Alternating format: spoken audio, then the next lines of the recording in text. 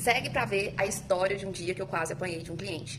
Eu tenho um processo de um cliente aqui que nós protocolamos esse processo em 2014. Pasmem, 2014. E qual que é a intenção dele? Era, né? Porque até ele já faleceu. O tempo que faz que ele está aguardando o julgamento dessa demanda. Hoje, quem está, né, à frente do processo são os familiares dele. A filha e a esposa, tentando receber uma quantia que ele tinha dado de entrada numa casa, para a compra de uma casa. E que depois não foi liberado o financiamento pela Caixa e a empresa ficou com esse dinheiro e não devolveu para a parte, né?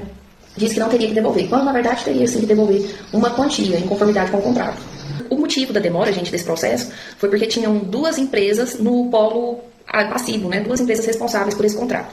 E nós não conseguimos localizar uma das empresas. Depois, eu com as minhas habilidades de detetive, porque a gente pensa assim, não, mas não tem lógica. Mas, gente, uma ida de um processo, uma tentativa de citação e um retorno dessa citação até o advogado poder manifestar de novo, 6 meses.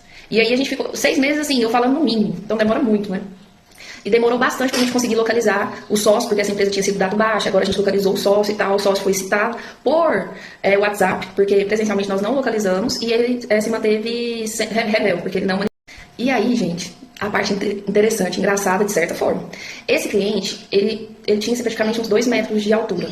Na época, como faz muito tempo, eu estava iniciando a carreira como advogada. E eu entrei com essa ação para ele como ação de risco, mas eu cobrei simbolicamente, eu lembro, um salário mínimo e ele me pagou parcelado, acho que há alguns meses, esse valor. Tá. Ele cobrava tanto de mim um retorno em relação a esse processo e eu sempre explicava para ele a situação, que não era tão simples assim, mas ele não entendia.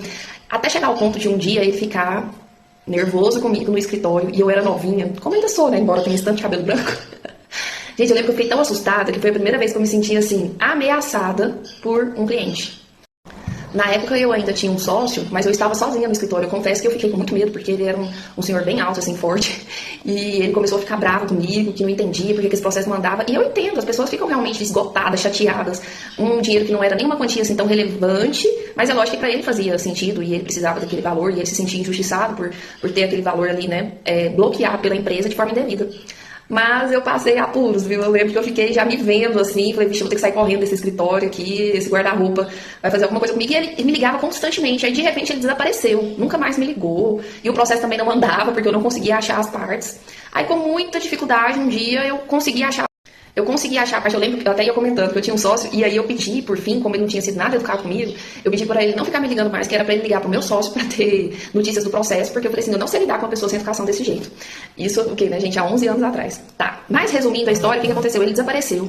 Aí depois, eu precisava de chamá-lo, né, para uma audiência que ia acontecer no processo, e eu não encontrava eles. Eu tive que ir lá na casa dele, porque pelo telefone não atendia mais, ele não me ligava mais, eu não sabia o que tinha acontecido. Fui até a casa dele, aí deixei, não tinha ninguém, e a casa dele era longe, deixei nos correios lá informando que eu tinha ido até lá para entrar em contato comigo, porque assim, senão a gente nem ia perder o processo, porque agora eu não achava a parte, né? Já pensou? Depois de tanta luta, tanta dificuldade, tanta, enfim, aventura.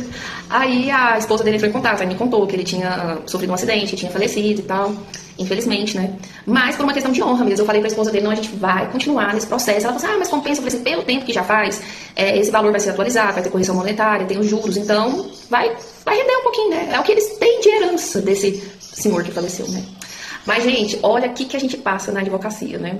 Não é brinquedo, não. É uma aventura, um processo aí de 2014. E em 2014 é o segundo processo, porque o primeiro foi no juizado que nós tínhamos dado entrada e não tinha dado certo, então até tem mais tempo. Uma labuta, viu? Moral da história, a gente tem paciência com o seu advogado. Nem sempre, na maioria das vezes não é culpa da gente, sabe? O seu processo não andar. Nesse caso, como se diz, o pessoal fala popularmente, eu fiz das tripas ao coração, esse termo mesmo, para conseguir localizar a outra parte e essa outra parte ser citada. E agora o processo está para julgamento antecipado. Que julgamento antecipado é esse, gente? Né? Então, assim, tenha paciência conosco, porque nem sempre depende da gente. E eu, particularmente, assim, paguei para trabalhar nesse processo, mas igual eu disse, é por uma questão de honra mesmo, que a gente fica frustrado. E ao comprar seu imóvel, tome cuidado com a empresa com que você trabalha, de preferência trabalhe com a empresa que eu vou recomendar aqui, Construtora Oliveira. Ah, e mais uma coisa, depois que a juíza pediu mais algumas coisas que eu vejo que nem tinha tanta necessidade assim, mas eu fui cumprir, embora, na minha opinião, já estava feito no processo, agora ela veio perguntar o que eu queria, para que eu desse andamento no processo. Na verdade, gente, para vocês verem que o advogado também sofre, o processo já tinha ido para ela, para agora ela já julgar, né? Mas aí não, ela perguntou o que eu quero. Agora o processo vai demorar, não sei, mas uns 3 meses, no mínimo, para cair na mão do juíza de novo, para ela de fato julgar. Era meio óbvio, né? O que eu quero num processo que já tá correndo na justiça desde 2014. Então, assim, sente um pouquinho da deliciosa justiça que nós temos nesse Brasil.